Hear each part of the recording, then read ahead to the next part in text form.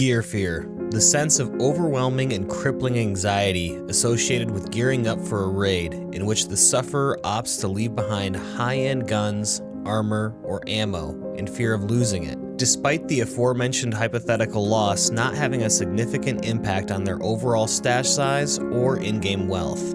Gear fear is a mental disorder that affects roughly 1 in 2 PMCs, and experts believe this figure will continue to rise. Luckily, help is on the way, and this instructional video will not only help you self-diagnose whether or not you're inflicted with gear fear, but also help you conquer it once and for all. Let's get started.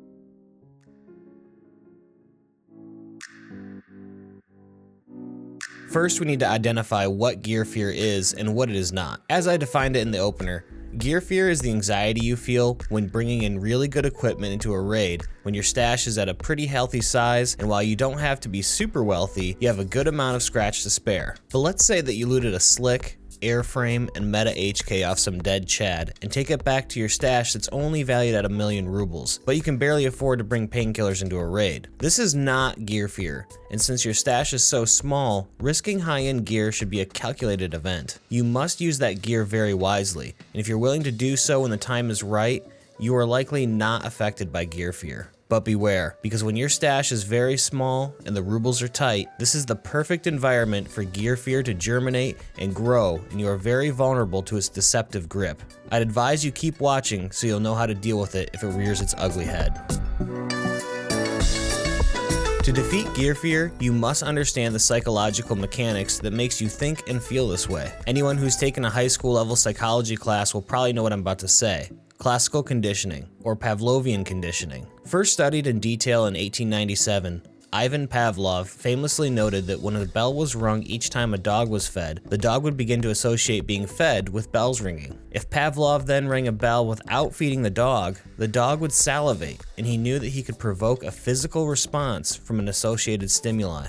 Over time, we've learned that both animals and humans can trigger physical and emotional responses to repeated stimuli if they've been conditioned to associate it with something. How does this relate to gear fear? Well, it's simple. Each time you find amazing loot or kill a geared player, your brain releases a chemical called dopamine. This is basically a hormone used to reward your brain for doing something good or enjoyable. Humans originally used dopamine as a survival mechanic to reward the brain for doing things that increase our likelihood to survive and pass on our genes, such as finding food or clean water or mating.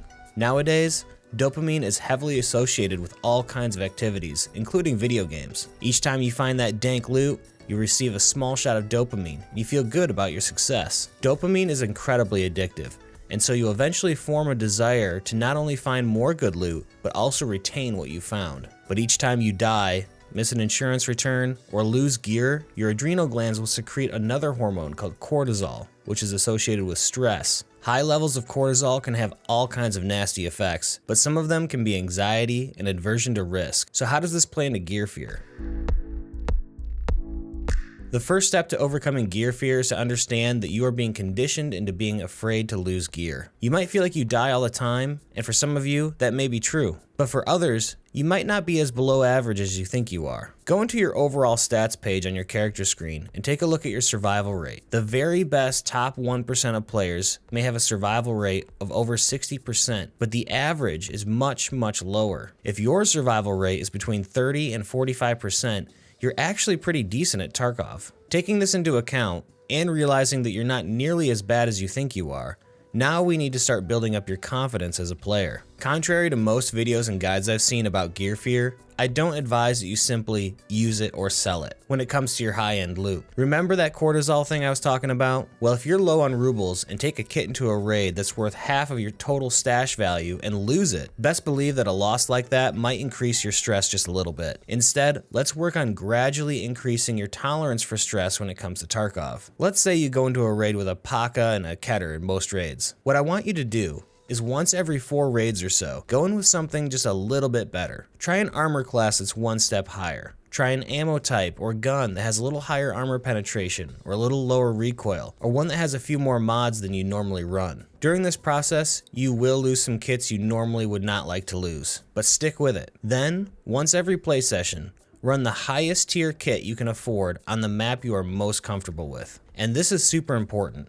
Keep track of your survival rates on these Chad runs. You can just write it down on a piece of paper or keep a note on your phone, survived or died. And then after a couple of weeks, look at your survival rate. I promise you that your survival rate while using this better equipment will be higher than your average survival rate. At the same time, constantly push yourself to increase your PvP abilities during this time. Move more during gunfights, rather than sitting frozen in fear. Try flanking the enemy, faking a retreat, or pushing unexpectedly once in a while. You will die many times while doing this, but with each failure, critically analyze why you died and ask yourself, what could I have done differently to change the outcome? If you won, reflect on why you won and why they lost. All of these things will make you a better player overall.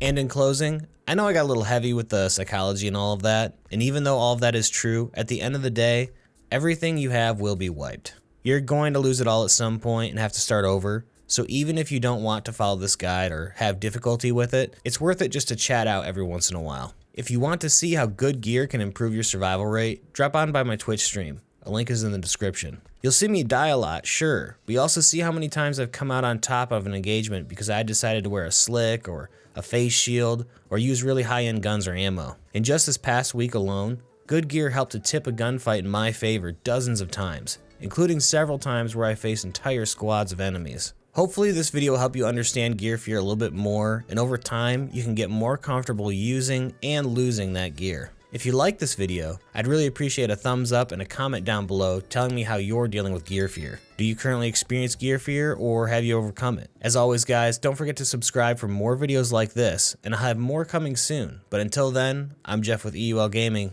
Good luck out there.